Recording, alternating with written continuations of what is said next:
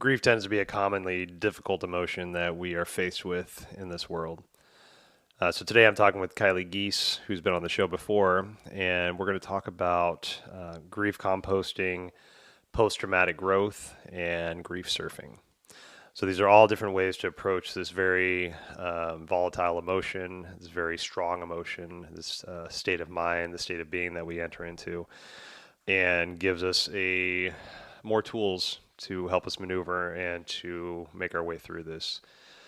And hopefully maybe one day coming out on the other side of learning the growth that comes from processing your own personal grief.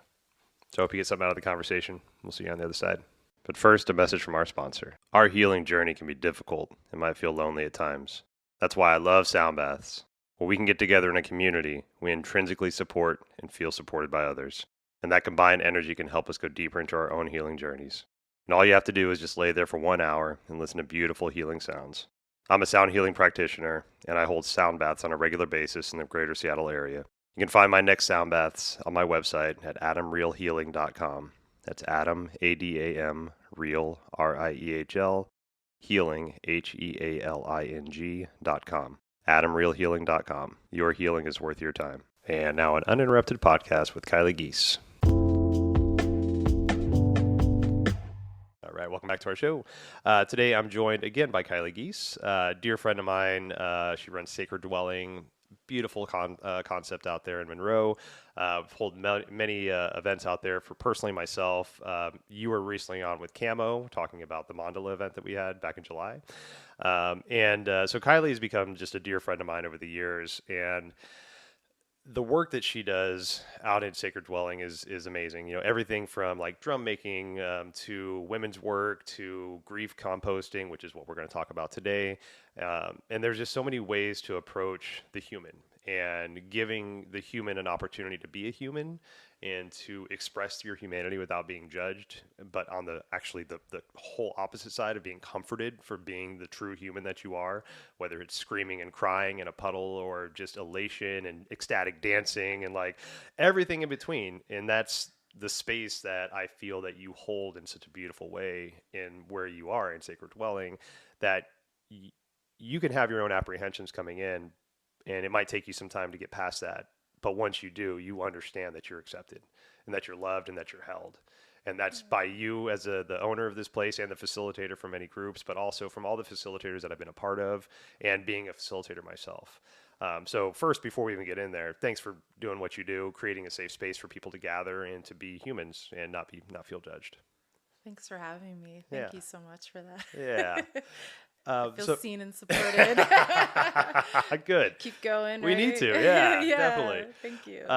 So Kylie's been on individually. I think it's about a year ago. You were on somewhere in there, you know. Probably that. And one of the things that Kylee loves to, or is really, really passionate about, is grief and grief counseling and grief coaching. Myself personally, I mean, everybody's gone through some kind of grief in their life. Mm-hmm. Grief can be any type of loss that you have, right? It can be a loss of a loved one. It can be a loss of a job. It can be a loss of a relationship. Any big dramatic change that feels outside of your control can put us into a state of grief, you know, and also a lot of other things, right? But that's what we're going to kind of frame grief around today, is the loss of something, right? Mm-hmm. And during our last event that we had, I think casually we were having a conversation about, you know, what do you have coming up? What do you got going on? Workshops in the future? And you talked about grief composting. And before you even like explained what that meant, it immediately meant what it needed to mean for me. Because you have grief, right, which is one of the hardest emotions that we have to manage. And then you have this beautiful idea of composting, where you take things that were dead or things that were no longer of use, you mix them together and they create their own beautiful nutrients. And so you take that pain of grief that you have, that you're managing and that you're kind of forced into, and you turn it into something beautiful. Mm-hmm. And I think that's that alchemy, that's that beauty that we're all trying to figure out, whether we know that term or not. But grief is such a crippling emotion and state of mind and state of being that it's hard to even understand that something good can come from this. So would you like to maybe start by just sharing what put you on this path? I know we talked about this briefly in our first episode, but just any new listeners, kind of get caught up on where grief entered into your life and how that kind of put you in this path of where you're at now.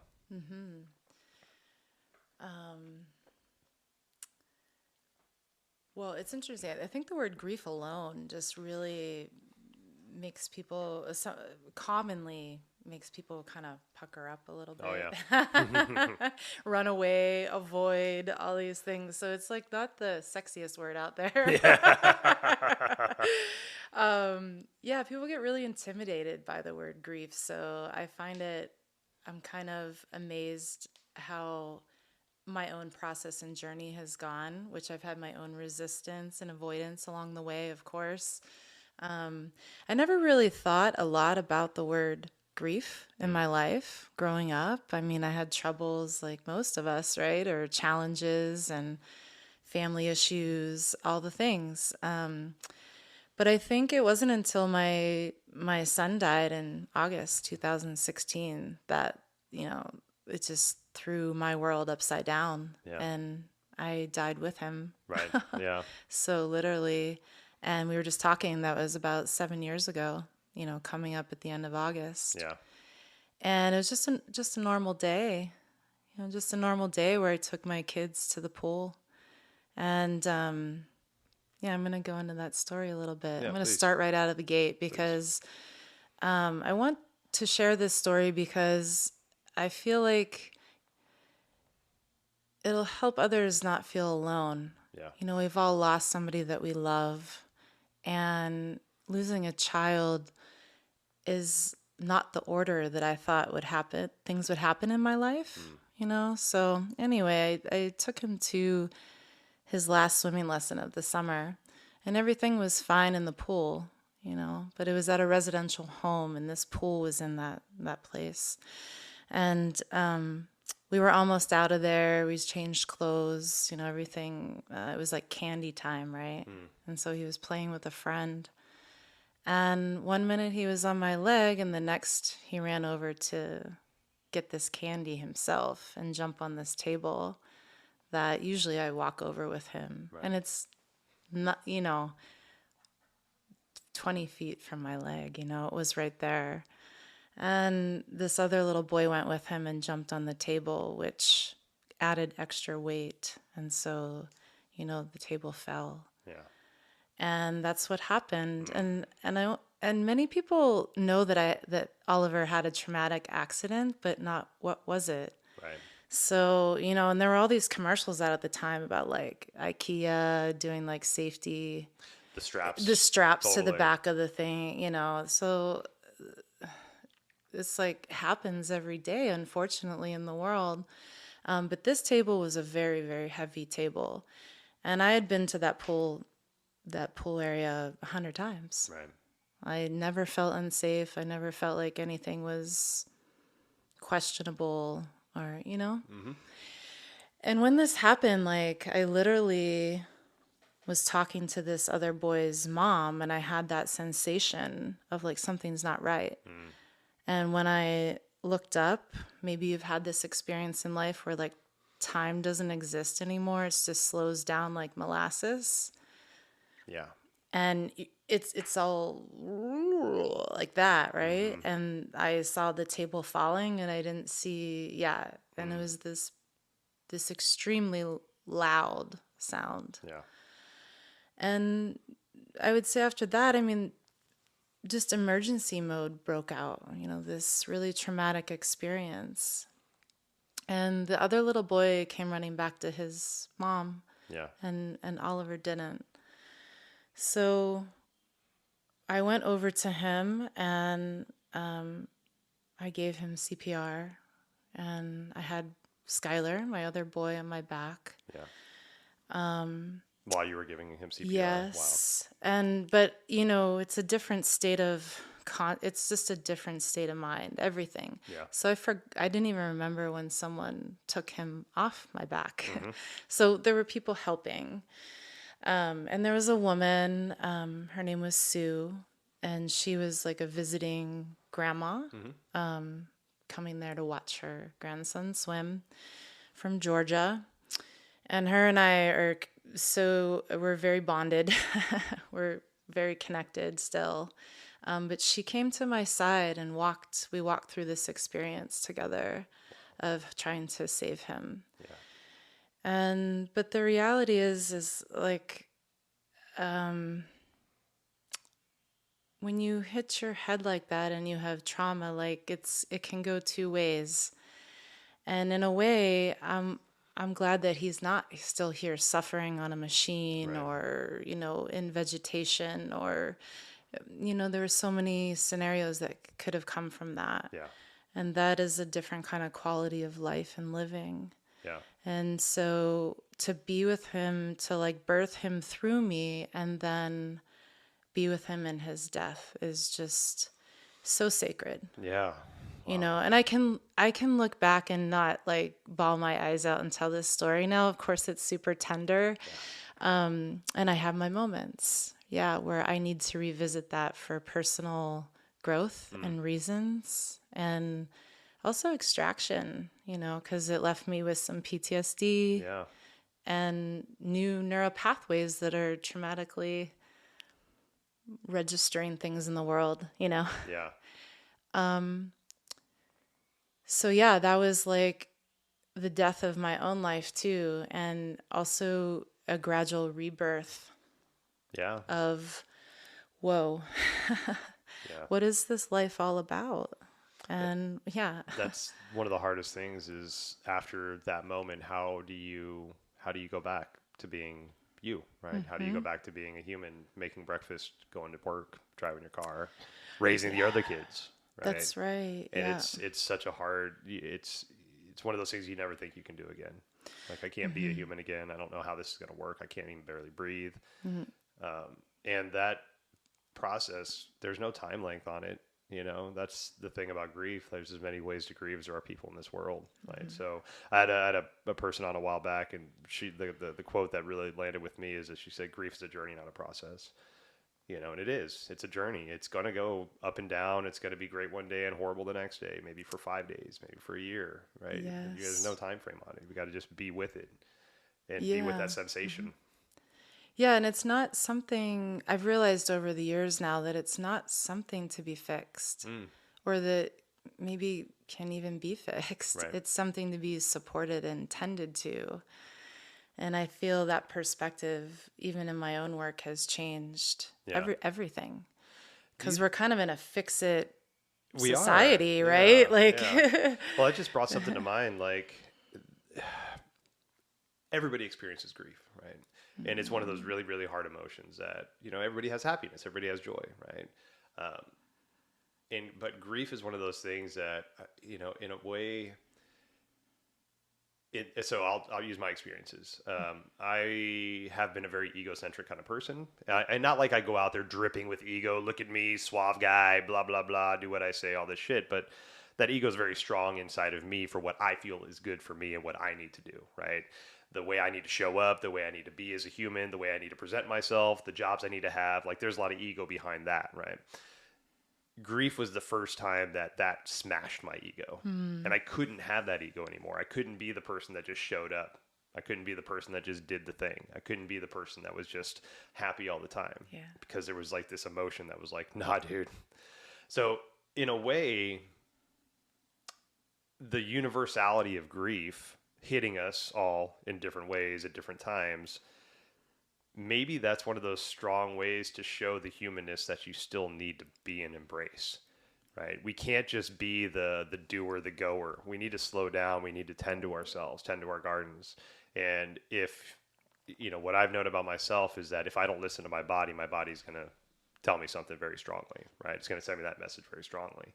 So in that kind of way, in this Western world, we're so very ego-driven of do, be, look at me, do the thing, I'm successful, I'm doing all this stuff, that maybe grief is one of those things that like kind of brings us back to our humanity and shows what really is important, what's not. Mm-hmm. If we're able to see it, if we're able to sit with it, if we're able to embrace it and not just keep pushing it away like we push away the rest of life.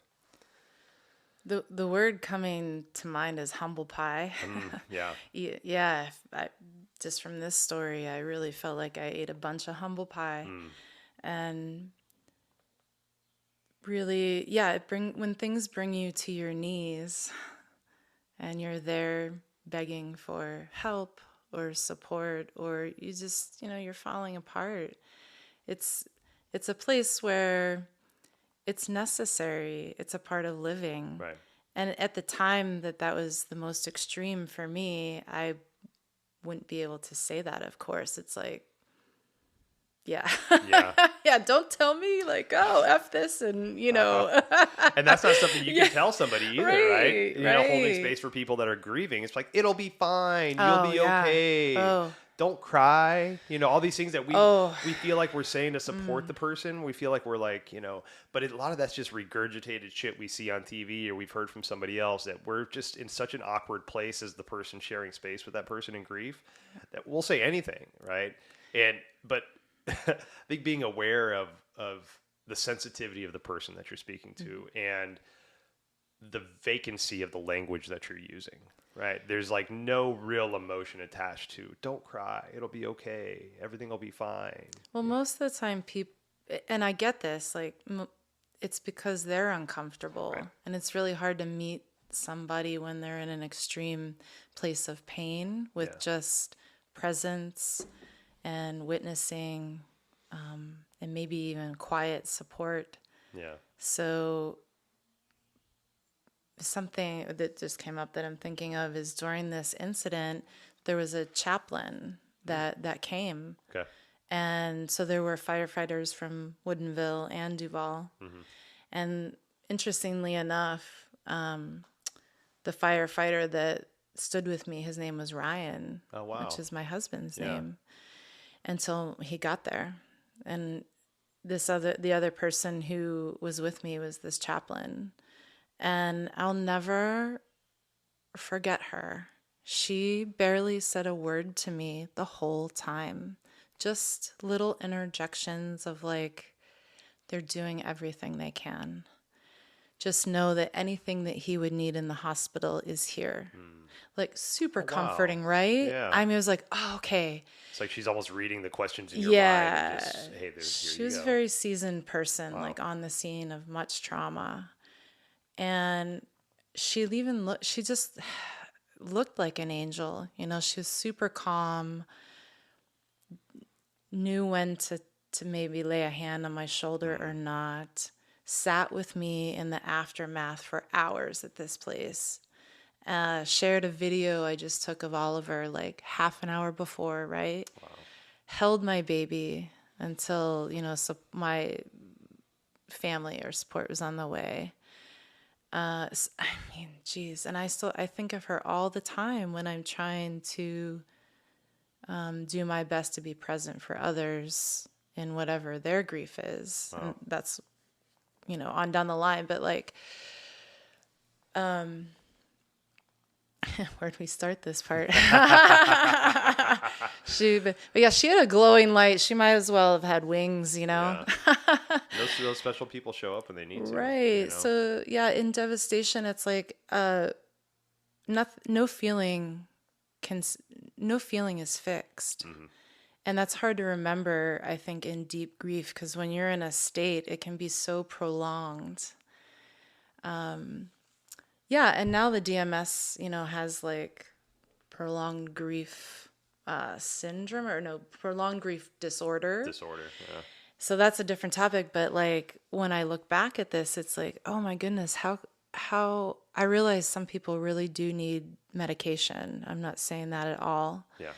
But as far as like putting timelines on people for the suffering that the wild grief journey that comes after experiences like this, I don't even know what to say about that. It's like, it's just a wild grief journey. It's so non-linear. How could we be so human and controlling to put like, this is when it should end. Right. And you should be over this by now. And and it's pathologizing it doesn't make sense to me. Right. So I feel like I had a lot of blessings in my process where I was at that time staying home with my kids and being a mom. That was my job.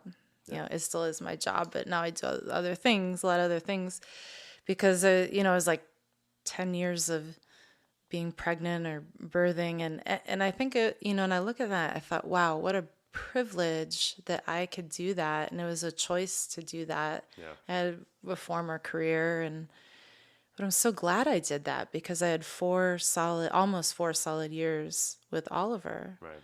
So, well, I'll just go with what's coming up, but it's like life is fragile. You know, there's this African proverb that, you know, life is like an egg, hold it well. And so that when you're at your knees and you're feeling, but you're going through this humbled pie feeling, it's like you're feeling into the fragility of existence. And, you know, existential crisis may come about in that regard because, it's just so fleeting. Life is so fleeting. And yet when we're in doing life, being life, it can feel so emotional and stagnant and intense and joyful and blissful and like the whole pendulum. So I didn't feel joy for a very, very long time. And it's, I think emotions are so difficult to understand when you're engulfed in a specific one, especially such a depressive emotion, you know, and like you said, there's no time frame on this. So, you know, I'll take, you know, the Western world that we're in, you know, we have this world where maybe there's empathy with your boss. Say you have a job, right? And this situation happens, you're working out in the, you know, not staying at home, but working for somebody. Maybe you get a little bit of time off, but you're still expected to go back, right?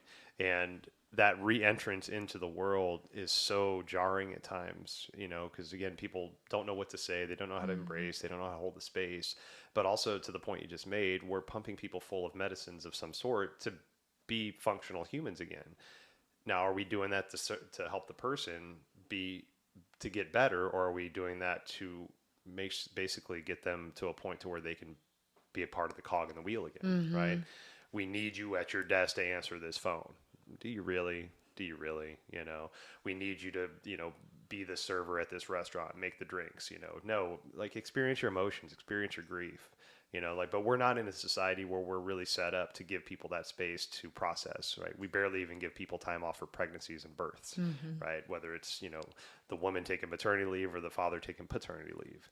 You know, we're not set up in a society where we embrace that. We embrace the processing of emotions. We give time to to get you into a better place naturally so that you could be wanting to be a part of this world instead of like, here's a bunch of fucking Prozac, good luck, make me proud, see you back here at 6. Wow. What the fuck, man? Yeah. Like, you want me just snotty crying on the phone to all these people because I can't even process life right now? Yeah.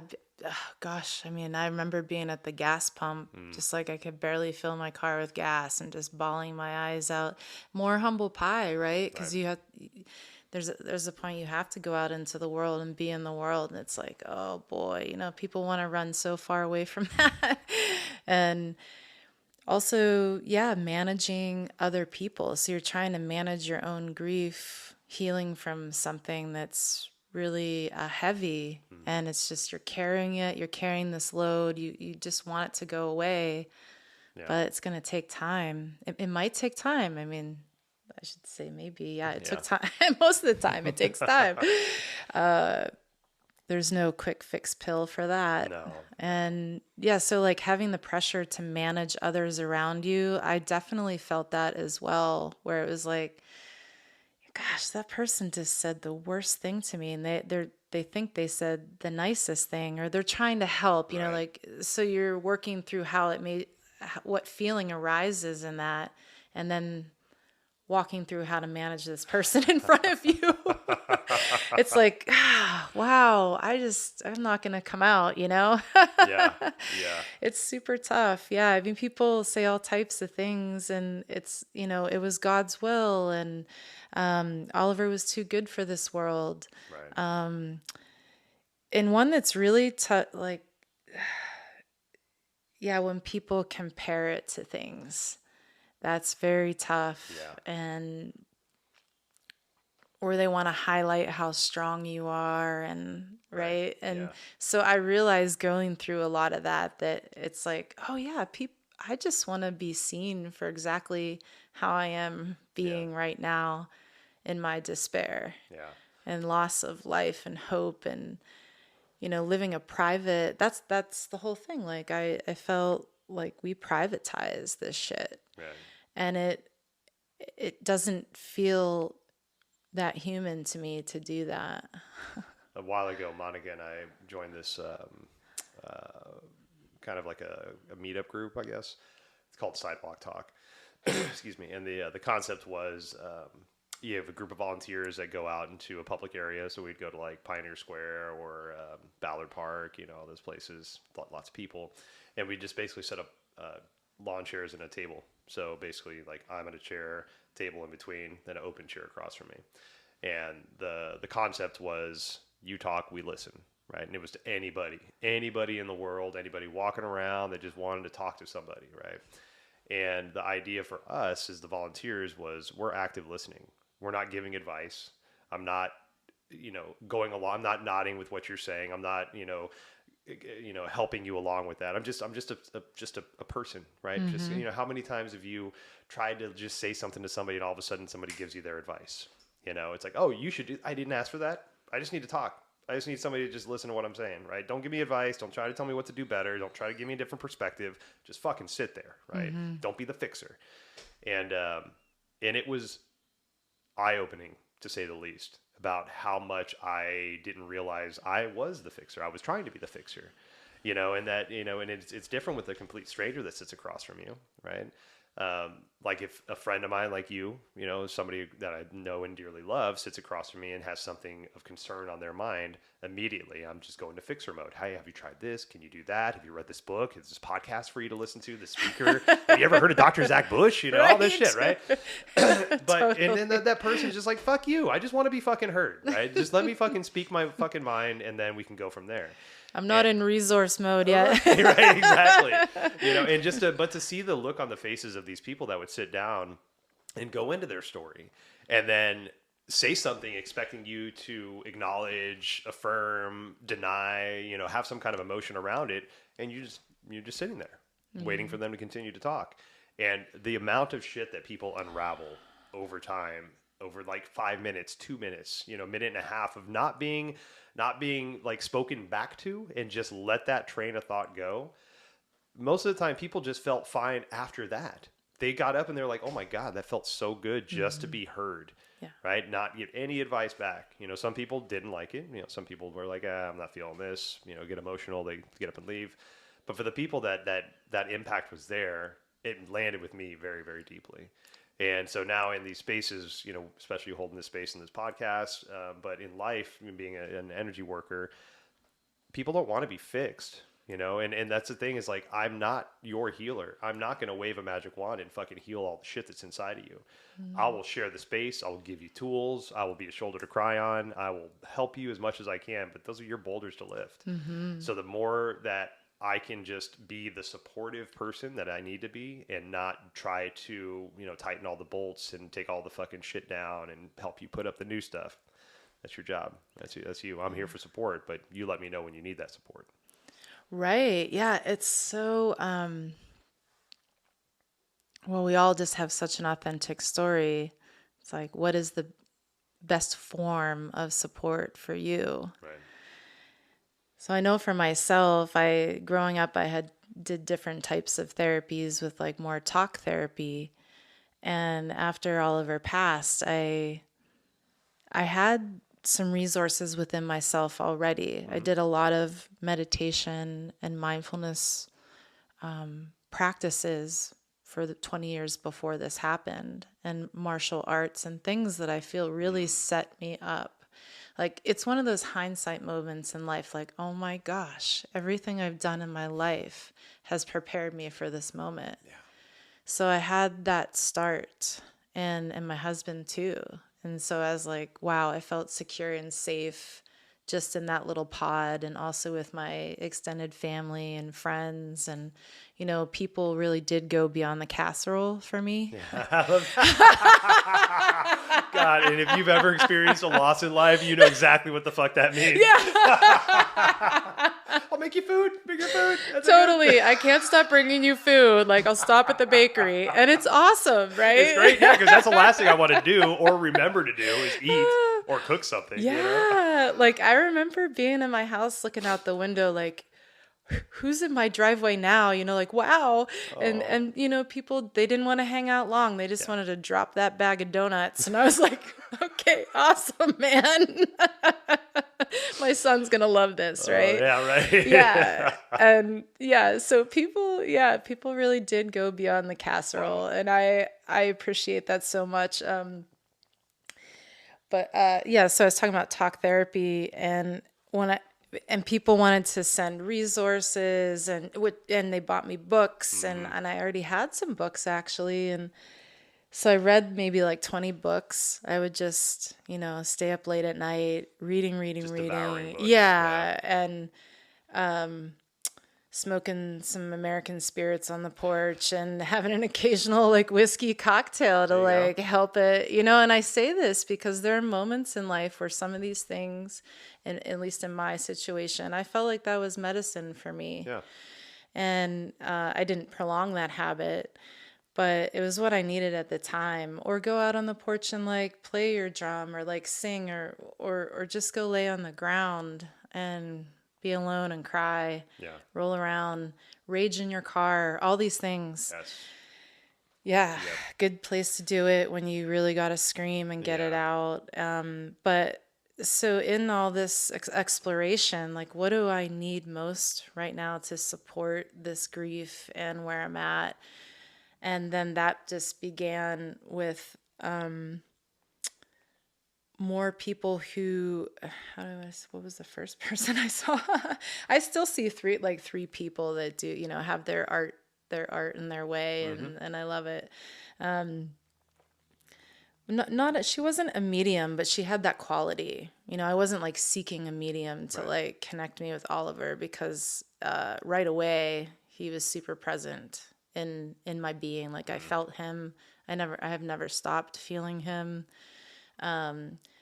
But I discovered that, you know, the expressive arts, it was the best way for me. So that can be anything from writing, singing, making art, and then adding ritual and ceremony to all these things felt very primal and healing for me. Yeah.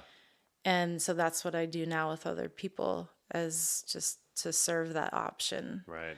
Because this stuff can be so beyond words in our being, and that we need to get it out. We need to express it somehow without any judgment or conceptualizing about it. It's just feelings that aren't fixed, and the intensity needs a channel. And we get sick and at serious dis-ease and have chronic problems, and you name it, it goes on and on our whole life when we don't release the valve. Yeah. And so, well, that brings up, like, you know, there's frequencies we can hear as humans, right? 20 to 20,000 hertz is the average frequencies we can hear. Right? There's light spectrums that we can see, right? UV light spectrums and all that stuff. But, you know, that doesn't mean there's things that are outside of that spectrum that we can't see, and outside of that spectrum we can't hear. So to what you were just explaining, it's like, you know, everything has a frequency. Everything does. And that's something that, you know, take that as woo-woo, take that as fact. There's, places like Johns Hopkins, University of Michigan, doing deep research, University of Great Britain over across the pond. They're doing deep research on frequencies and vibrations, and, you know, like, taking the frequency of a pain pill, right? And so what that has a frequency. So taking that frequency and injecting that frequency into the body instead of the pill itself. So it doesn't have the side effects, but it still accomplishes what it needs to do. These are all active things that are being researched right now and have been for probably 2 decades, right? Crazy shit like tumors, right? How do we have a counter frequency to a tumor, right? Just like as an opera singer can sing and break a glass because it hits that counter frequency. In theory, tumors have that as well. So now we can counter frequency the tumor, shatter the tumor, and then we don't have to go in and cut shit out, right? It's hard for our minds to imagine this, around that right? shit, Yeah. right? Oh, a loving vibration is going to contact the tumor or some kind of emotion within me that's like moving into my physical realm, Right. and create healing. Yep. Anyway, go ahead. So with that sorry. idea, like grief is such an interesting frequency to put the body into. It's seemingly a very, very low frequency, right? So it's probably lower than what we can understand, what we can hear. So talking sometimes isn't going to get that frequency out. You know, we need to move in a different way, right? So opening up the opportunities to be a human and embrace your humanity, right? So dancing is a way to get that out. Hitting the ground, pounding on an instrument, blowing a fucking horn, right? Doing all these things that might seem nonsensical to somebody else. That might be what needs that frequency to get out, right? Because it's not something that we can sing out, scream out. You know, it might be something we have to physically move from our bodies. And through that movement, that's where we start to integrate and we find the places that grief is supporting us instead of diminishing us. And I think that's one of the things that, you know, because we've known each other for about 4 or 5 years now. And so I met you after this happened with Oliver. But from the day that I met you to now, the way that you've been able to speak about this and openly talk about it, sometimes teary-eyed, sometimes not, which is no way one way or the other, it shows me that it's possible, right? And that it's doable, right? But you have to be honest with yourself, honest with your emotions, honest with the people around you, you know, and through that hardness of being honest and showing up and doing your whatever work means to you, we find ways to integrate that into our lives so it supports us and doesn't push us down. And by no means am I injecting that concept onto you, but just from an outsider looking in, seeing all that you do to support people that are going through grief, all the people that are going through some kind of emotional turbulence, not even just grief. Whether it's trying to find their voice as a female in this world, right? How to embrace their womanhood, right? How to make a beautiful instrument that will help heal the world. You're right there with it, you know, and that's, you know, by no means are you trying to be like a shining light of like, look at me, I can do it, anybody can do it, you know, but it's those quiet humans that, you know, have gone through something but still show up, and they still not only show up, but they're offering things to help other people show up. Yeah, thank you. Yeah. Yeah, most of what I'm doing now is in honor of Oliver, and it's my number one, you know, heart work in the world. I love that heart work. Heart work. Yeah. And in being in a place of, you know, grief is it's so vulnerable and it's so loving at the same time, because it brings you into a place of the tenderness of life.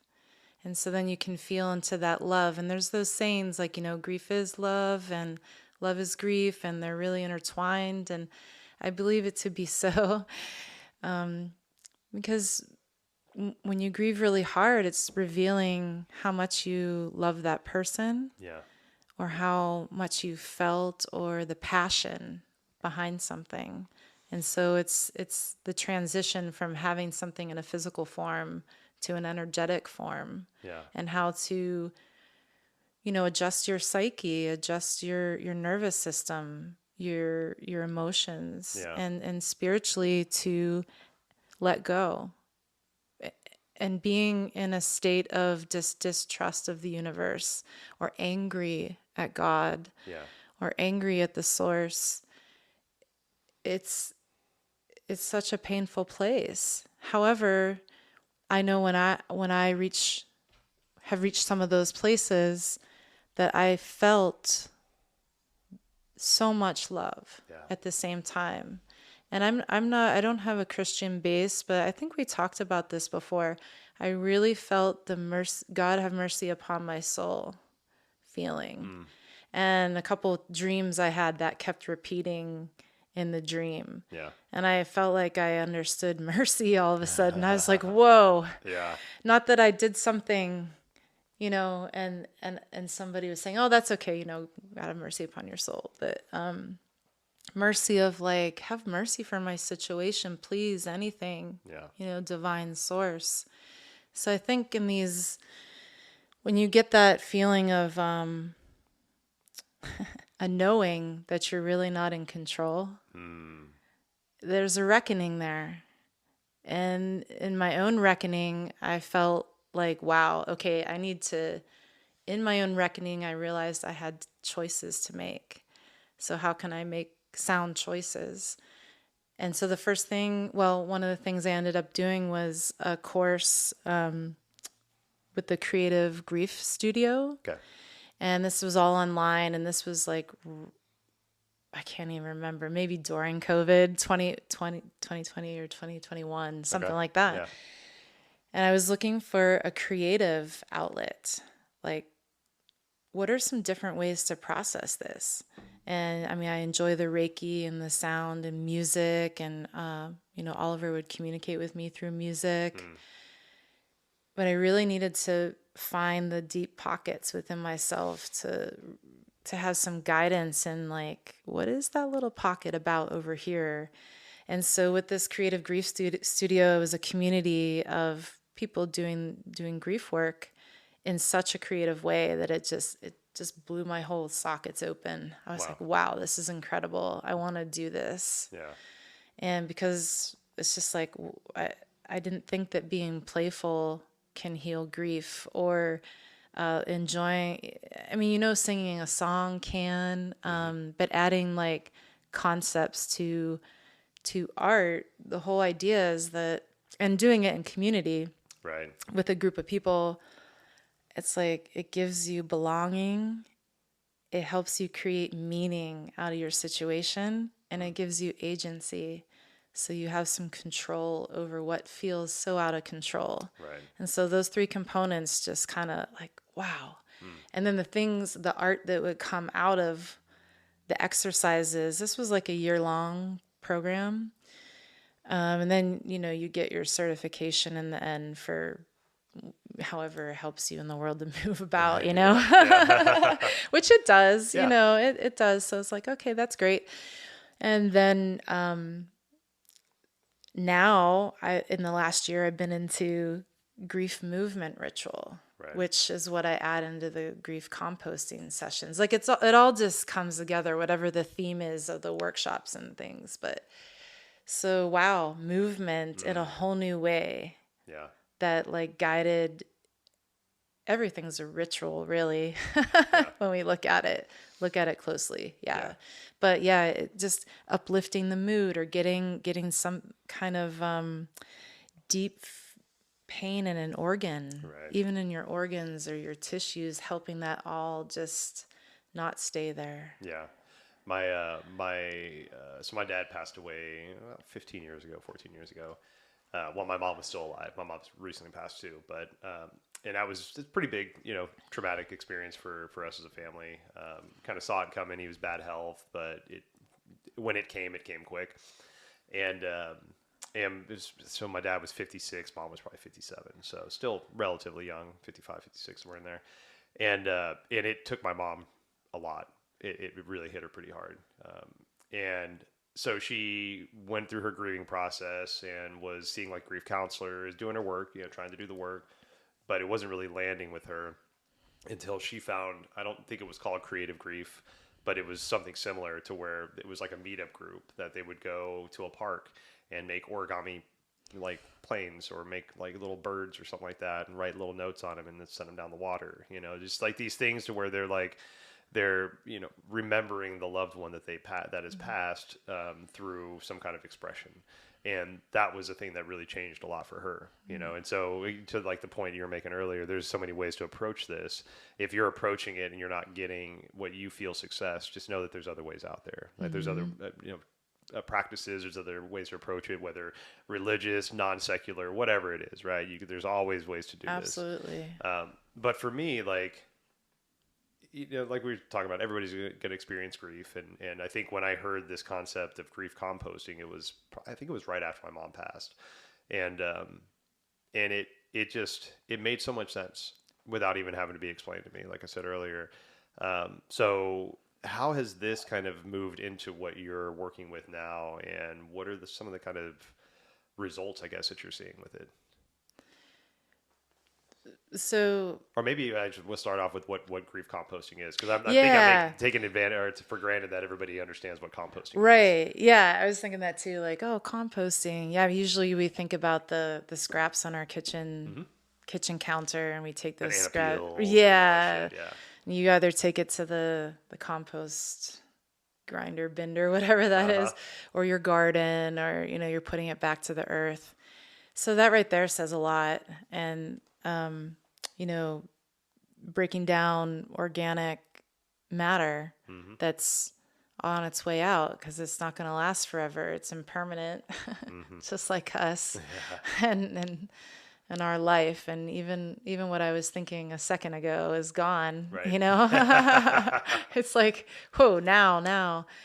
And right. So take this taking this matter and putting it back in the soil, which creates this nutrient packed soil that's going to feed the next generation, and it's going to provide even stronger vitality for what's to come. Yeah. So that's the idea, in a metaphorical way. Right. So I remember reading Francis Weller. Do you know Francis Weller? Sounds familiar. Yeah, he's an incredible person in the grief world. Okay. I believe he's a psychologist, but I just know him as like a grief healer, But he's written many books, and one is called The Wild Edge of Sorrow. And he talks about the 5 gates of grief. So I read that book a couple times, and I really connected with it. I thought, wow, this is a really beautiful paradigm approach to this. Yeah. And so he had a student that mentored with him, and her name is Azul Thome, and she's in London or in the UK. And she ended up she's an artist, and so she would do these art installations that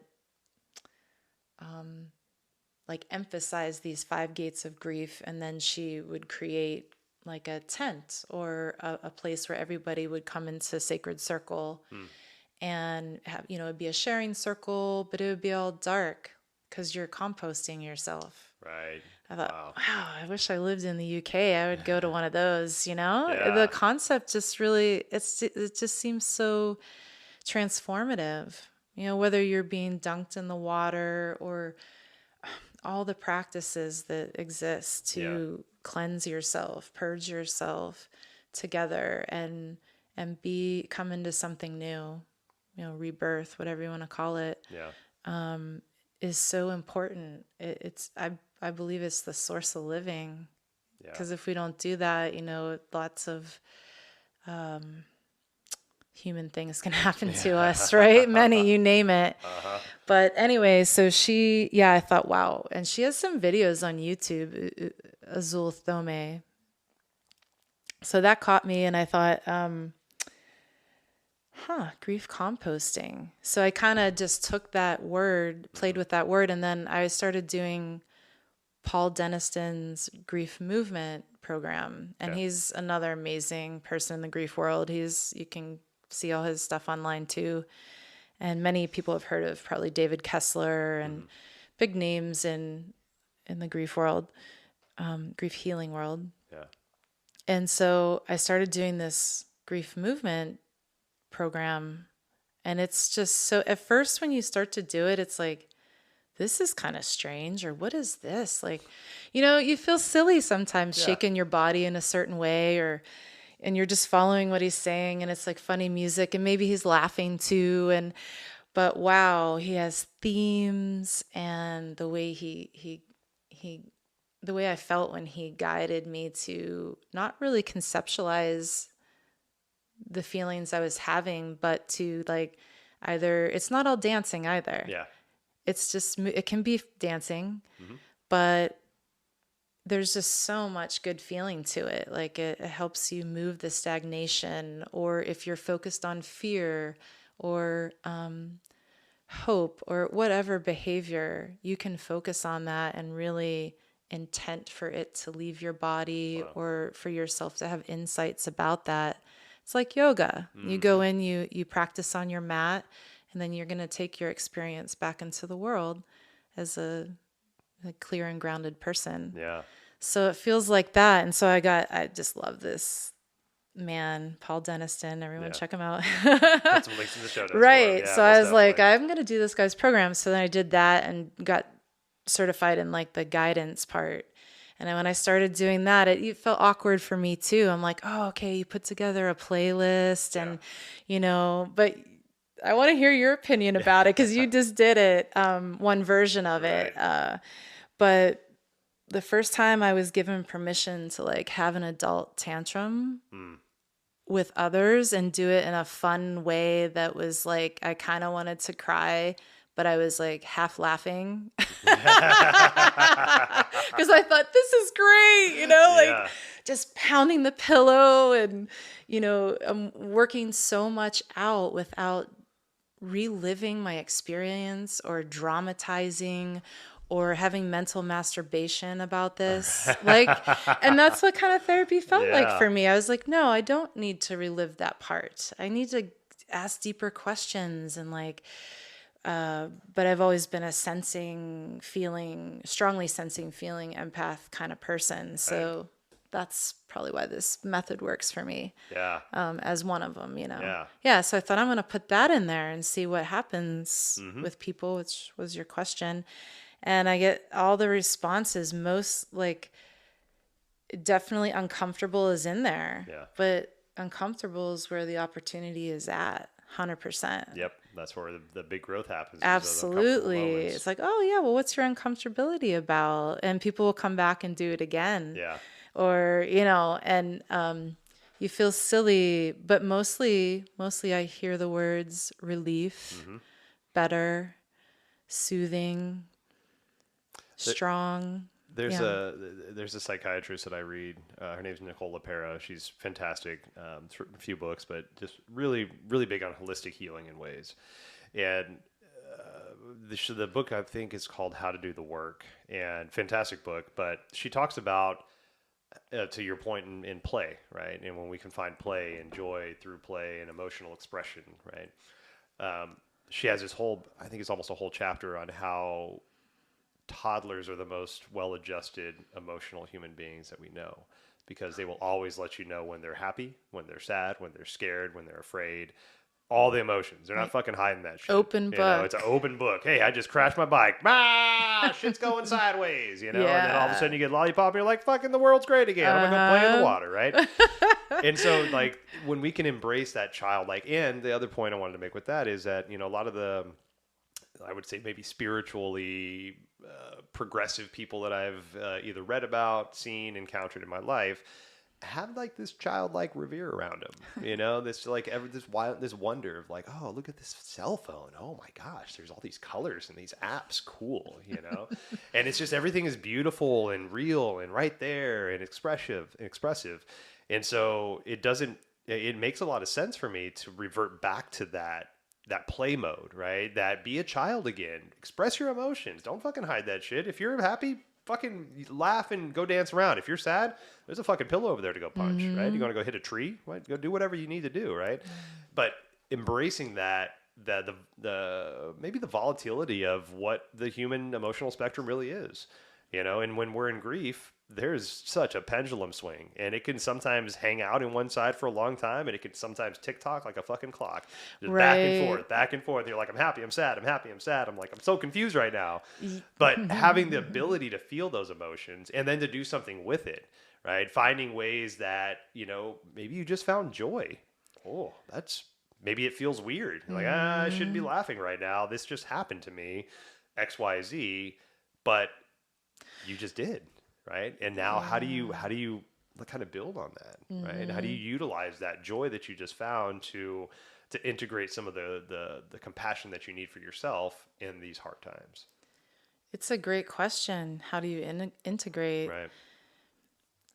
When you were speaking, I was thinking, the pendulum of grief. And usually when we have a traumatic experience or something very profound that happens, it brings up all the grief that we've ever had in our life.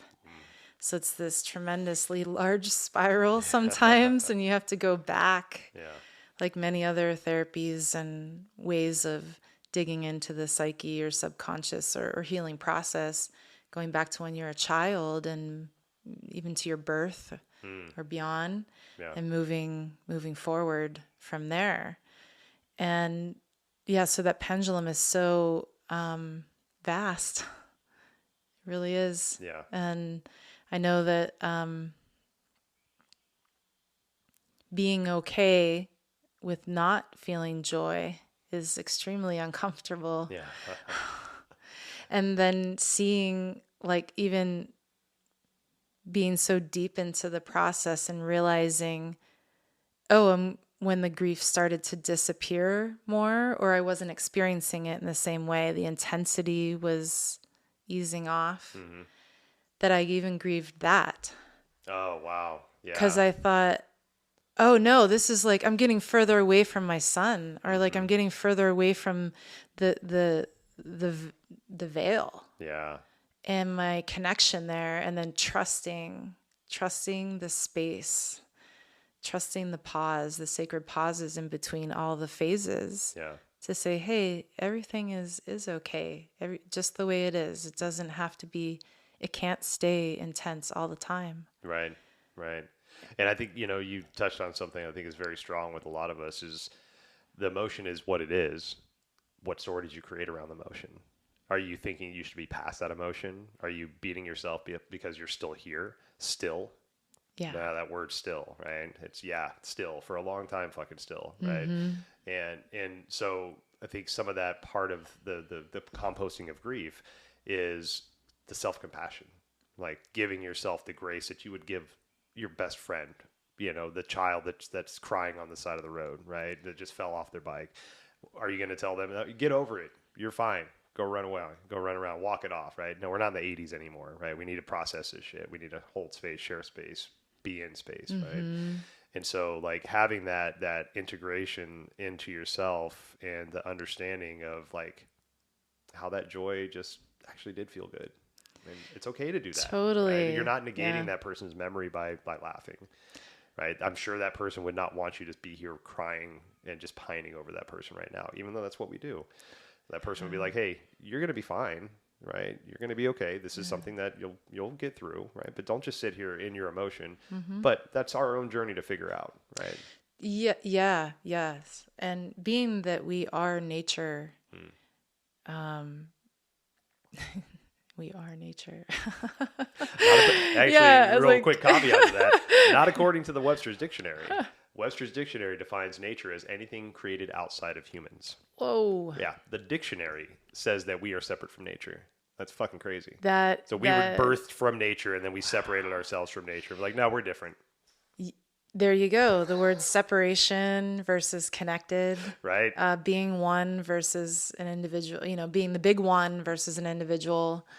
I mean, all these things exist somewhere all at the same time. Yeah. So I wanted to make a comment about the joy and holding the joy and the pain. It wasn't like I had time or space to even think about, like, oh, I'm not having joy. I wasn't even anywhere close to it. It's something that organically happens to us as we interact with each other in our natural environment. We're not sitting there conceptualizing like, oh, I'm going to create. I mean, we do. We say, oh, I'm going to create a joyful experience. I'm going to go skydiving or whatever you like to do. But on a deeper level, it's something that arises when the chemistry happens between whatever is going on and the phenomena. And so I remember my friend took me skiing. I love to downhill ski and be in the mountains, and that's a very happy place for me. Yeah. And so she's like, let's go. I'm going to take you skiing, let's go. And I was a bit resistant, fighting through resistance with things. I thought, oh, all right, fine, that doesn't sound like me. So I get up there and I'm on the ski lift and the chairlift, and we're just headed up into the mountains higher and higher. And I had this overwhelming, joyful, loving sensation. I can feel it now, even talking about it. It's so, right? Mm-hmm. Like, thank God. Oh my God. Yeah. Like I felt so much joy just envelop my system. And I wasn't thinking that was possible again. And the beauty I felt from the natural environment, I thought, okay, now I felt more in tune with how nature, even more in tune with how nature is healing for us. Just going to sit by a tree. Wow. I hugged every tree on my property for sure, and I still do. Yeah, you do. Actually, I've seen it. And if I'm in a state, go hug a tree, stand by a tree. If you, sit by a tree. It's incredible to tune into something besides ourselves that's just beautiful and living right in front of us. And, in the sound baths at Sacred Dwelling, all the animals start talking. Oh my God, they come out like just everywhere. Yeah. The insects, the chipmunk, the little squirrels come out, and everything comes around. Yeah, you start to feel the sense of like you're a part of that. Yeah. And so definitely that helped me find my smile again, 100%. Yeah. Good. So yeah. Well, there's two more concepts I want to kind of wrap in here that you work with closely. One is post-traumatic growth, and that's another one of those things that's on you to find, right? If I will not tell somebody that, oh, look at that growth moment you just had, and then I'll duck because somebody's gonna be swinging at me, right? But way to grow, dude. Right? But I was actually looking at I can't remember the actor's name, but he was the second Spider-Man actor. So not Tobey Maguire, not Tom Collins or whatever his name is, but the middle one. There was a shaggy-haired Spider-Man actor. That guy. I see his face. I totally see his face, but I can't remember his name. But he was talking about grief, and he was talking about his process with grief himself and what he's found through not him using this term of grief composting, but I can see as him speaking, this was part of that process, right? Turning something seemingly bad into something very positive, right? Mm-hmm. And he was talking about how grief to him is shows him the amount of unexpressed love that he had for that person. Mm-hmm. And not to say that he didn't tell this situation with his mother, not to say he didn't tell his mother that he loved her every day. Love you all the time. I love you. I love you. I love you. What you've done for me, what you've done for this world, everything. You're a fantastic human. Told her that all the time. But we can never really fully tell people how we feel about them or show them, because that's like a depth that we feel, right? We can't really express that. And so to his point, what he was making is, he's so happy he has that feeling of unexpressed love, because that shows how deeply he loved that human. Wow. And you can't have that kind of joy without that depth. Mm-hmm. And Brene Brown actually did a talk a while ago about how we have the inability to sit with sensations as humans, good or bad, right? And so even the joyful feelings that we have, we never really fully embrace because we're waiting for the shoe to drop. So like the love that we feel for another human, and it's so deep because we actually like physically and emotionally feel this. We put ourselves into it, whether we consciously realize it or not. And that's one of the reasons why grief hurts so bad, is because like, fuck, I didn't realize how much I loved that human, or that what that person did. And even though I've told them how much I love them all the time, can never really express it. So what he was saying is like, he's so proud that he has that feeling of grief, because it shows him that he's able to love that deeply. And that's like composting, right? Then that's one of those lessons you can't tell somebody. Oh, don't worry, one day you'll understand that this is going to be the best thing that's ever happened to you. And then duck right, duck left, because they're swinging for you. It's like, that's your journey to find. But to know that concept is out there, and to know that there could be growth from the trauma that you experience. And that can be something that no book, no movie, no TV show, no other life experience could have ever taught you, but this seemingly unfortunate experience. Mm-hmm. That's so beautiful. Yeah, the whole concept, the whole idea of that. Yeah. And I think I felt that same feeling when I first heard a description of post-traumatic growth. Never heard that You were the first term person to turn me onto that term. in my life. Yeah. I was like, what is that? And, that came through both the programs I was talking about in one way or another. Yeah. The whole, which kind of gets into the grief surfing, because there's a lot of expression in mind work and body work and all these things. And, but there's also, I think I just said mind work, but there's a lot of mental state work. And so, paying attention to your sensations. And I think we talked about Tara Brach before too, where she says, like, we can't change our reactions until we get into our body sensations and really feel like we're born to sense. Yeah. And if we avoid that, maybe we can't change. Yeah. And so the grief surfing is like this little formula of, like, find it. Where is the pain? Where does it exist within you right now? Because each day is different, each part of the process. And feel it, like really lean into it the best you can. And maybe you have to revisit it again and again. Who knows how many times? Right. Yeah. It's not like, oh, you're going to tap in and then it's done, but maybe it could. It could be. Totally. There's a possibility. Most definitely. Yeah. Was it like find it, feel it? What's the third one? We have it there. Flip it. Yeah. So I feel like this is where the term post-traumatic growth comes in for me personally, is like, how do you flip a whole paradigm of how you see something? Oh, man. Especially when it's not culturally out there. Right. Yeah. Like, how do you do that? Yeah. And that's the authenticity right there, and finding what that means for you, and to seek whatever method is in your trail of offering, right, to heal yourself. And I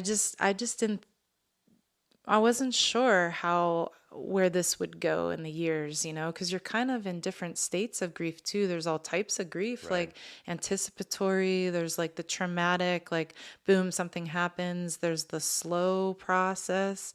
There's, so many things. So, what the growth looks like in that authenticity is super personal. But I think the idea of even asking yourself the question, like, how can I change my mind is huge, just to even start there. And because that will then, it connects us to our values and our beliefs and how we learned it before. Yeah.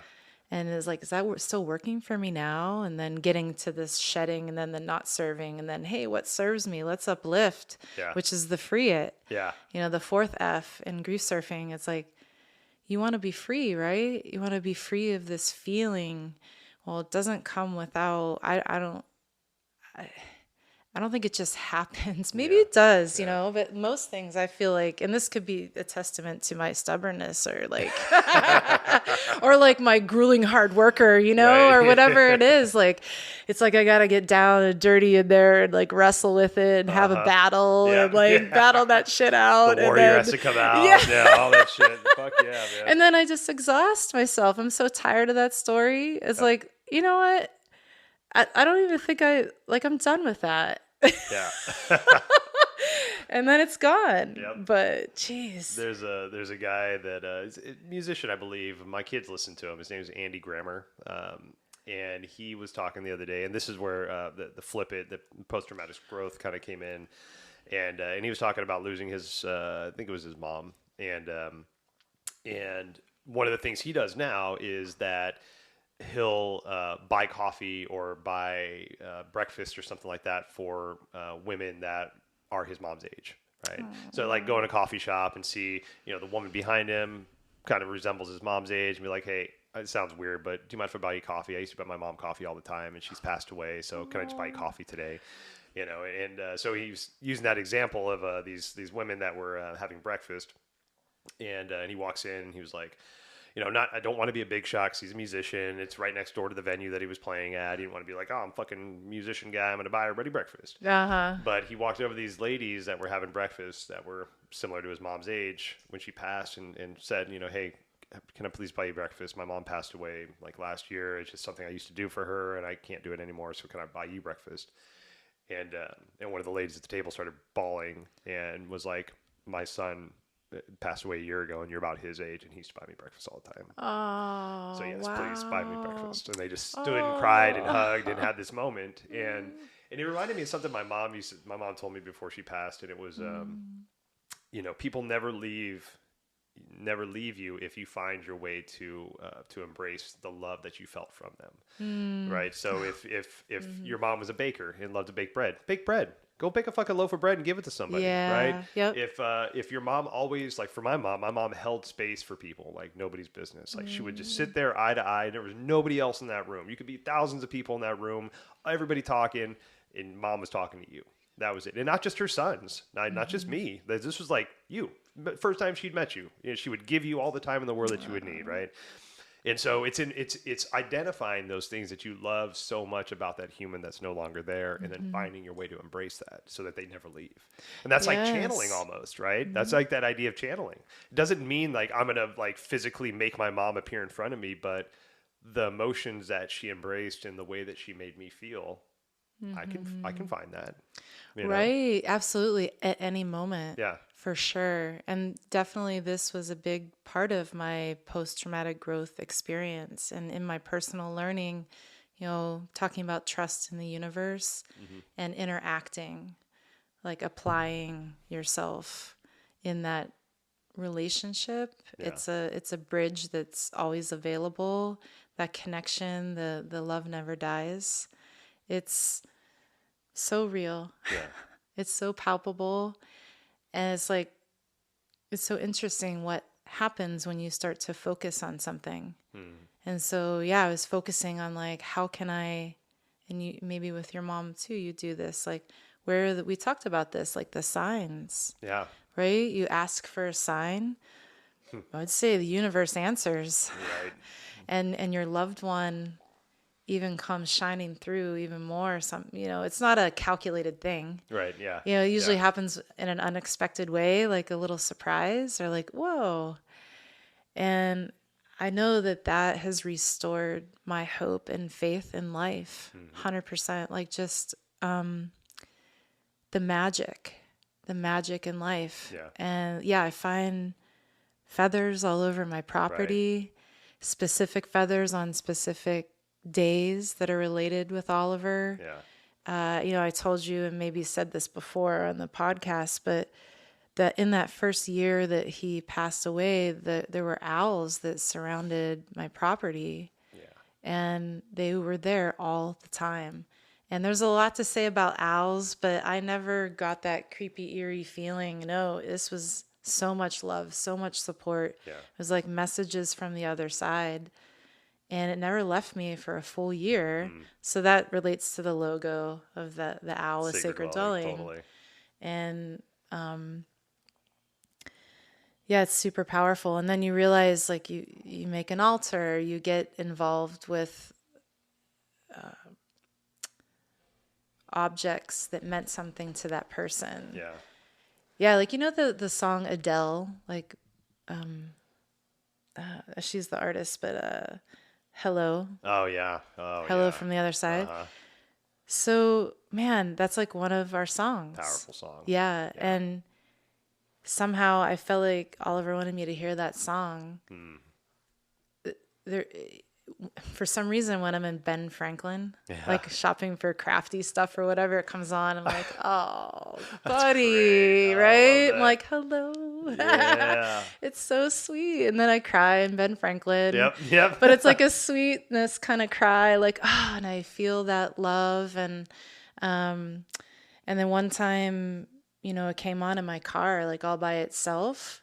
And my cell phone called my husband. Called Ryan. Wow. And he heard the song and he was like, Kylee? I was like, I think we should just listen to this song together. No shit. Yeah. Wow. It was so, like, I didn't do any of that. That's beautiful. Yeah. And just these stories are on and on and on. And I can't Yeah. emphasize enough, like, how much that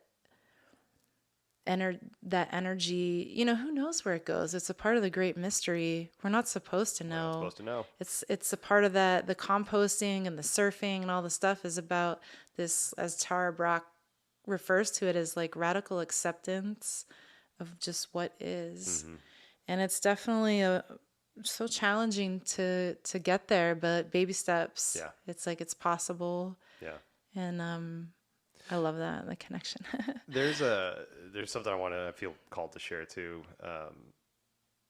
So I spoke recently about my mom and dad passing away separately. You know, my dad passed away about 15 years ago. Mom, about a year ago now, actually. Dad, when he passed, I was not in a good place as a human.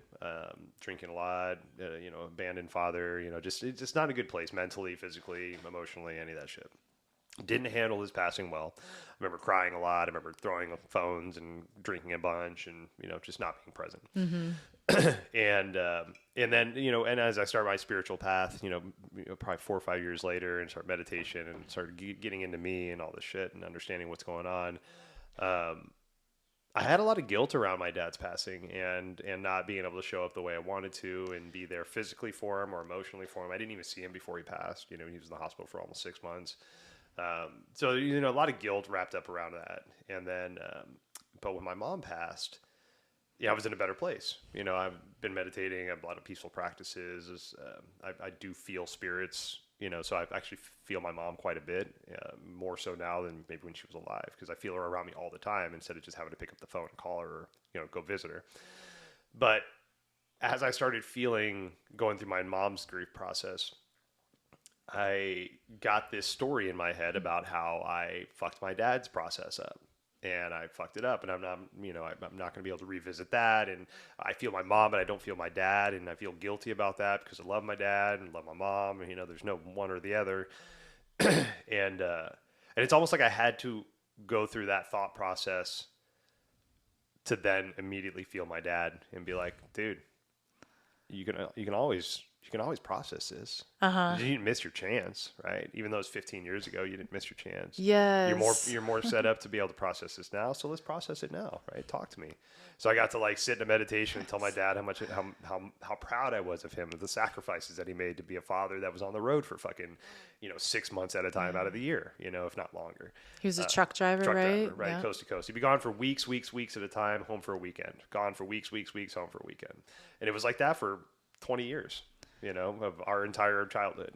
Didn't go to, you know, any of the sporting games we did. I mean, he went to graduations and shit, but like none of the school events, none of the stuff that, you know, a lot of parents, if they have the time, they're able to go to. It wasn't very intimate with your life. Totally. Yeah. You know, and so there's a little resentment of that, you know, but a lot of that got processed when my mom passed, because that voice came in to say, hey, let's do it now.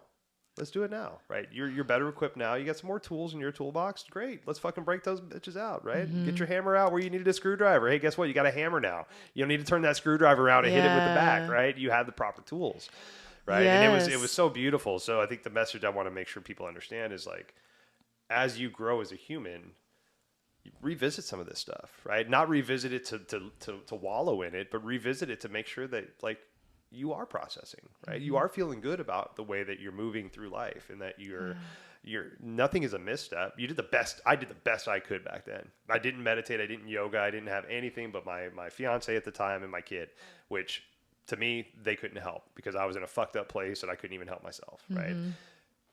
15 years later, a little bit more set up. Let's revisit that shit, right? So like your healing never stops, but you didn't miss it, right? I love that so much. Yeah, thank you. It's so true, because it's a part of that. The love never dies. It's not just a person or a physical thing that disappeared. It's incredible. It blows my mind to think that an emotion or something that's unresolved can live within us our entire life and just be there, and it starts to affect us in our behaviors and our state of consciousness. Yeah. And no better time than now to handle it. Yeah, when you're ready, though, it's true. Like the body speaks, everything will speak when it's time, and that onion is peeled back to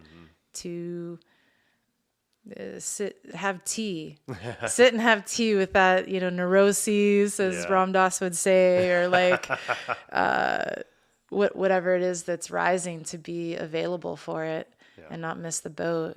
So thanks for sharing that Yeah. with me, because I know more and more about your story, so that means a lot. Yeah. It's like, it definitely in the workshops, sometimes depending on the theme of the workshop, we'll do some exercises around writing. And this has created a lot of healing for myself too, but you can write a letter to that person. You can write a letter to yourself and then open it up later. That's super interesting. Yeah. Having a prompt that it's something that you don't want to reveal to other people, or you don't want to be seen, but you're starting to see yourself. And so that raw honesty of just it being in relation with yourself, working on it, is super powerful. And then like also writing a letter and just burying it somewhere, putting on an altar, putting it out to the world. What was that movie with Will Smith? Not collective beauty, but collaborative beauty. Oh man, I almost have to Google it here. Do it. It's anyway, he loses his son, and it's this beautiful journey of his journey and his wife, and they split up. A lot of couples do split up when they lose a child. Yeah. And he writes a letter to death, and he puts it he mails it. Who knows where it's going, and then he writes a letter to life, and he just keeps, it's just a beautiful method throughout this entire movie that made me think, whoa, because he's getting it out, he's getting the expression out, he's walking through his process, and not everybody has a witness. Yeah. It's like, oh, can I get a witness? Like, right. Yeah. Well, I think that's a beautiful message too, is that, it doesn't need to go to person. It doesn't need to be heard. It just needs to get out of you, right? In some kind of way. And, sometimes it is nice to have somebody to be able to reframe things to send back to you, but also I find a lot of beauty in free writing, right? Where you're not worried about punctuation. You're not worried about capitalization. You're just literally brain dumping everything that's in your head just on the paper, right? About whatever subject that is. Get it out. Get it out from inside you. Right. Yeah, it's not meant to be buried in there.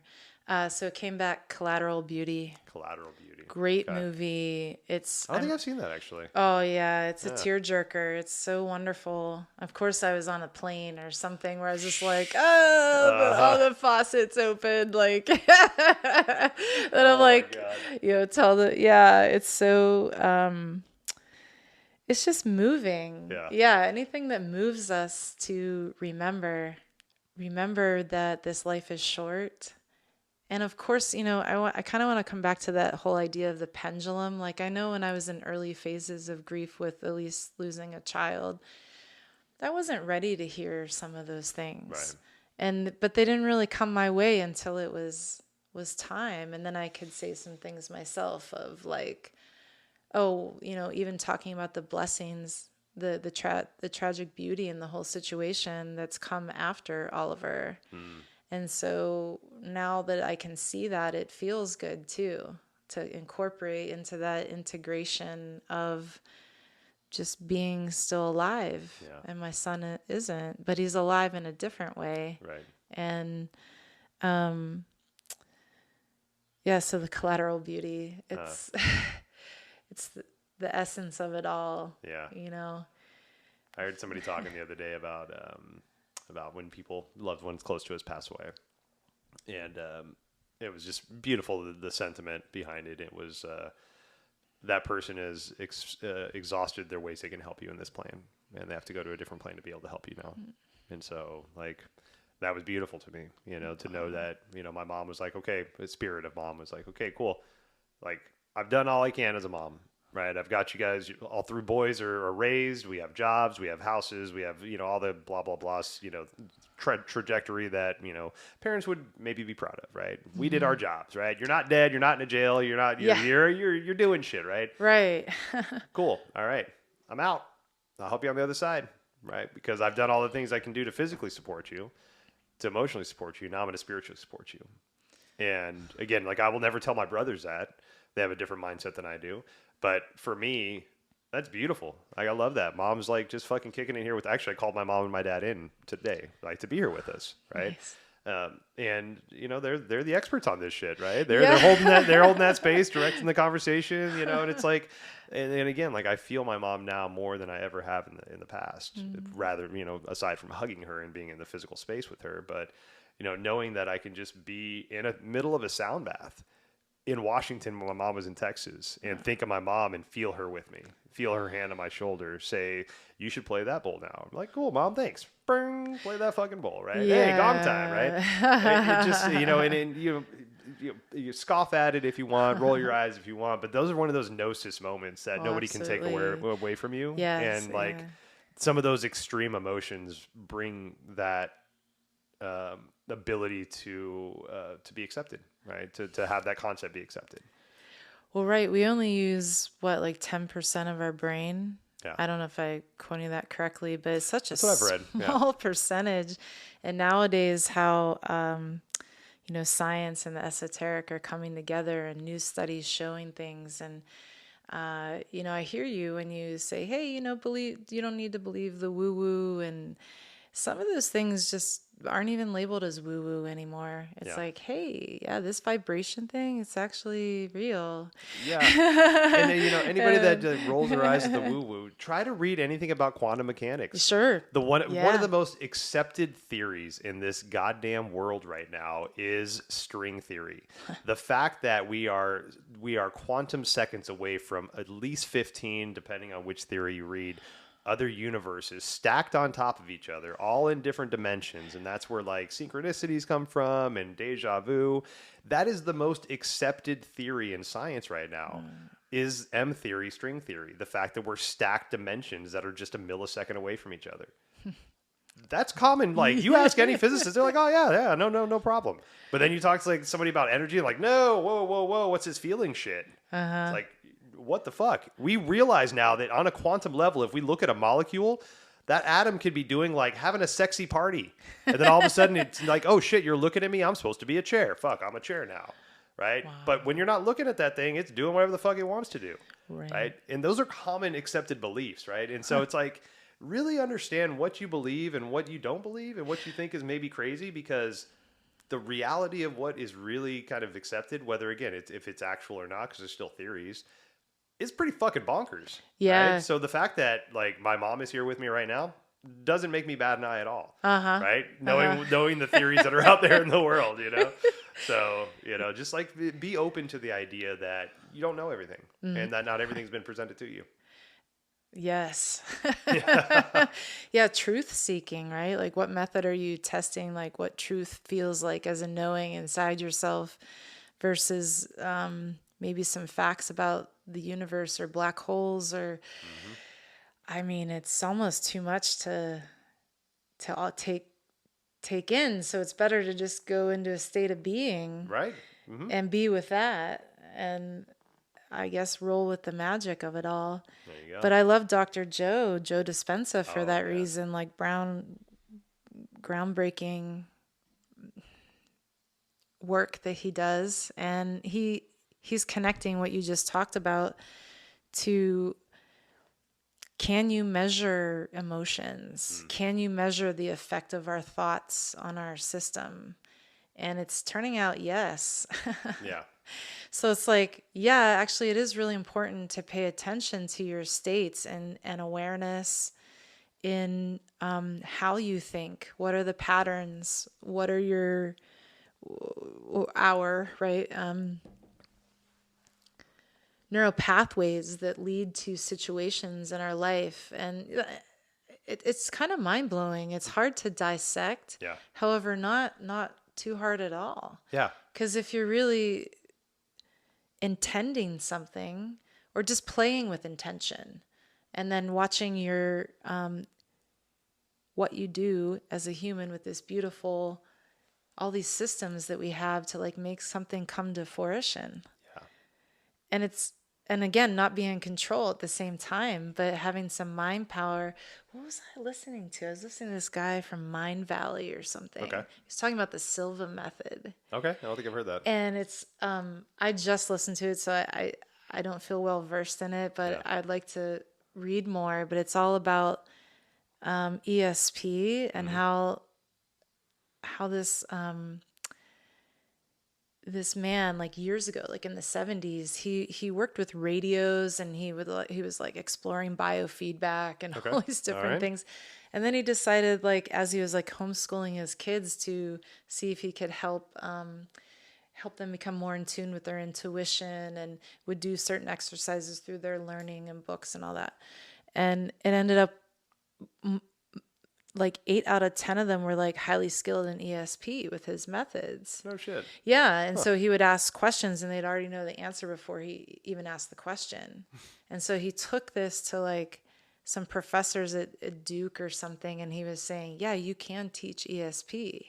And it was like, they were like, no, you can't. And he proved them wrong. Wow. And so that's just the beginning of it. I don't know. I think I never Interesting. heard of his name, but yeah, it's like older stuff. And that's, those are those things that, like, life is magical, right? Life is magical. Life is fucking beautiful in that way, but we've kind of put it in a box to where it's like it needs to fit this way.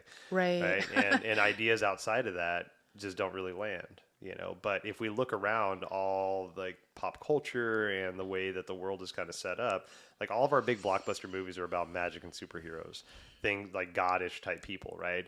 Things that are rumored to be where we've kind of moved from, right? If you look at the yugas in the Hindu lore, it's like each yuga, there's 4 yugas. They last for about 27,000 years, roughly, a little less. And right now we're in what's called the Kali Yuga, which is the Yuga of ignorance.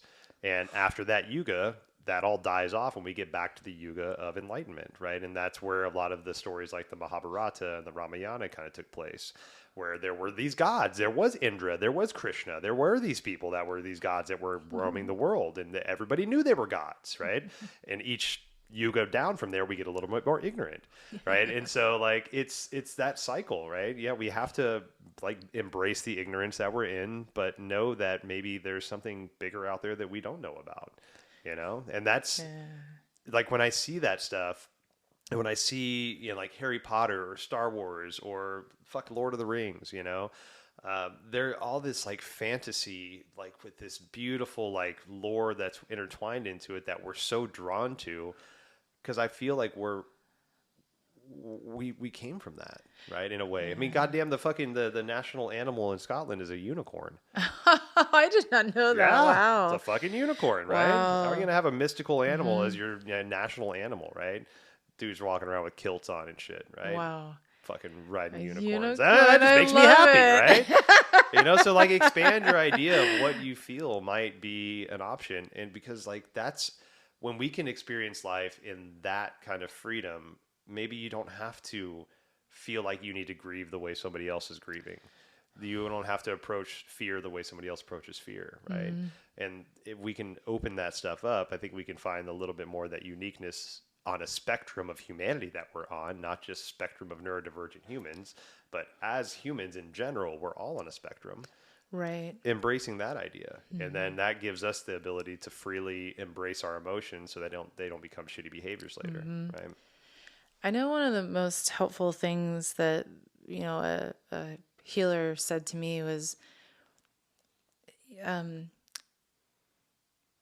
don't know how they said it, but it was basically like, relating to like, have your head in the sky and your feet on the ground. And it's wonderful to be connecting in the ethers, right? Because for a while I was just coming out of myself to like reaching for that connection far and wide and just trying to stay grounded. And she said, let's work on being human. And that really, really opened up my heart. Wow. I was like, whoa. I mean, it seems so simple, right? But no, I was like, yeah, we don't, embrace how we're built. Yeah. You know, we don't have a choice in certain things, so why fight that? Yeah. And yeah, so that really opened up my healing journey as far as like being fully human. So being a full mess on the floor Yeah. and being fully in the joy when it's happening. And I don't think it's the easiest thing to get there. Yeah. Yeah. But more simple than we might think. Yeah. And that's part of that human experience. Yeah. Like I was actually listening to a person talk the other day, and I don't agree with the full breadth of what this person was saying, but they made some interesting points and talking about like, people with peaceful practices, let's say meditation, things like that. It's like, you're a human in this human plane. Why are you trying to ascend to something different? We're put here for a reason, right? So go outside and go on a fucking hike. Why are you always sitting with yourself? Why are you always trying to find your way to ascend to that next level? Maybe that's the next journey of life outside of this human form. But we're humans, right? We're supposed to be and live and experience our emotions, our human experience, and all that shit. So if we're constantly trying to look at the ascetics, right? So people that maybe have found the peace and now they're just going to live in a cave in the Himalayas, right? And just nobody's going to trigger me. I'm not going to be triggered. I'm going to sit in my peace and just embrace that peace and live in my perceived nirvana, right? But then there's that bodhisattva idea where, yes, you know that that's a thing, but you're choosing to come back because you want to help other people on that journey too, right? And so, I think a lot of that is there's a fine balance, right? Of working on yourself to a point to where you feel good about the humanness that you hold, but also understanding that this is the plane that we're in, and there's a reason that you're here. And if you feel that strong about trying to get off this plane to ascension or whatever that is, that definition is for you, that's okay, right? But also maybe it's okay to just be here in this plane and to have that human experience and to feel all the fucked up emotions that we have, to feel elation 1 second and grief the next second, and then just that wave in between. And maybe that's our journey, right? And that we're not supposed to get past that. We're supposed to integrate that in that way that we can still function as humans and not be like, I'm gonna move past this. I'm gonna fucking find the spiritual way of like being a Rinpoche or being a Dalai Lama and understanding that everything just happens for whatever reason. Or you can approach it like Ram Dass, who when he went from Richard Albert to Ram Dass, tried to just be that holy man, tried to be the pious, tried to be the always positive, always great. And at about 2 months into that, he gives a talk about this in the 70s. About 2 months into that, he found himself coming off stage and screaming at his personal assistants and yelling at the people that were handing him water because he didn't have the ability to feel his full emotional spectrum. Wow. He thought he had to be Ram Dass, the fucking god, right? The person, the guy. I'm not Richard Alpert anymore. I'm fucking Ram Dass. Until he realized that part of being Ram Dass is being angry sometimes and embracing that. Like not living in anger, but when it happens, like understand it. Right. Understanding that there's still fear that's involved with that. We're not these pious people that just are walking around floating on the world. We're grounded in this world. Yeah, it's a process, right? Yeah. Yeah, definite process of, we were talking about self-compassion, and I just wanted to come back to that a little bit because I think we spend the most time with ourselves, and yet we're seeking many things outside of ourselves to heal. Yeah. And so the whole idea of getting into this work as like a creative grief support person or practitioner is to help, is to be, so that my story can be a roadmap of some sort or be of service, because inevitably other people will walk that path too, a bereaved path. Yeah. And there's no need to like reinvent the wheel, Yeah. But just to have a hand or a loving heart to, say, you're not alone, and helping, just giving options of ways that you can love on yourself. And, like in the grief movement, there are a lot of movements that like gather the gratitude into your body and then bless yourself with water, or even just that self hug. Yeah. Like when's the last time you gave yourself a hug? Yeah. Like a real one. And it's such a profound experience. It's like, okay, wow. Yeah. But yeah, to apply, and then integrate and keep applying Yeah. so that, you can live a full life as much as possible, even within the devastation, and then to keep like honoring. Mm-hmm. So like every time Oliver's death day comes up, definitely my family, like we talk about it. We have flowers. We have the kids do sparklers, more so on his birthday, which is like 2 weeks later. Okay. So it's kind of all mixed together. Yeah. But Azul Thome says that grief is not a negotiation with death. It is a generous love letter to life. Oh, wow. And I feel like that just sums it up right there. Yes, it does. So if you walk into this grief journey, to really embrace it like as much as you can, as a journey of love, which we talked about a lot. Yes, we did. And Wow. yeah. Well, I'm so honored that to share this space with you, and for you to be as vulnerable and as open as you are about your process, and about, the dedication that you have to helping other people through this process, and it's such hard work, to hold the hand of somebody that you empathize 100, like, right? But, and that they can come out on the other side. Right? Mm-hmm. The pain, but also the journey to get there, to get past it, and get to integrate it. And, having these tools like grief composting, grief surfing, post-traumatic growth, like all these things that are there for the person that's grieving to find. And these are things that you offer at your workshops, and are offered all over, but just finding finding the modalities that work, and don't give up. Get the community around you, whatever it is that you need to continue on in this human world. There's a place for it. There's a place for you. Yeah. Thank you for having me here. Thank you for sharing and yeah, holding my heart and Anytime. helping the cause, Yeah, if anybody's interested in grief workshops, I do it at Sacred Dwelling once a month usually. And this next one will be September 16th on a Saturday. I'll be doing the bowl breaking and bonding. Beautiful. Yeah, so it's like a kintsugi-inspired bowl breaking, kind of like what kind of, I use a special like gold powder, it's inspired by that. But then we do all these interesting, fun exercises, and some of them are fun, around what the bowl represents for you. What, how are you feeling broken in your life, and how this brokenness, when you repair it, it's just more, it's stronger, and it's more beautiful.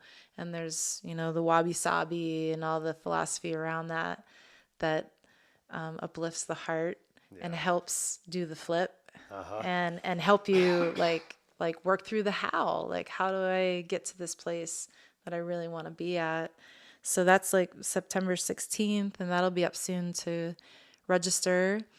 And then I'm going to start to put some of the grief composting online, like on Zoom, it on Zoom. Wow. That'll be a new thing coming, and a good stretch for me personally. Yeah.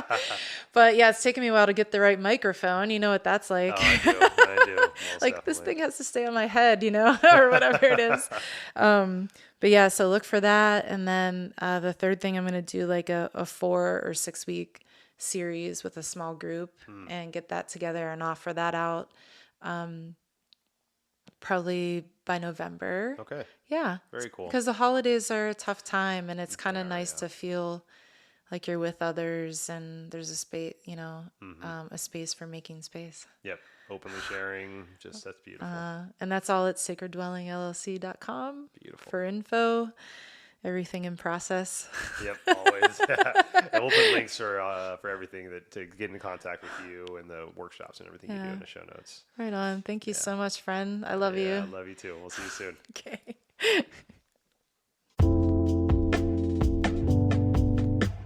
Thank you so much for spending time with Kylee and I.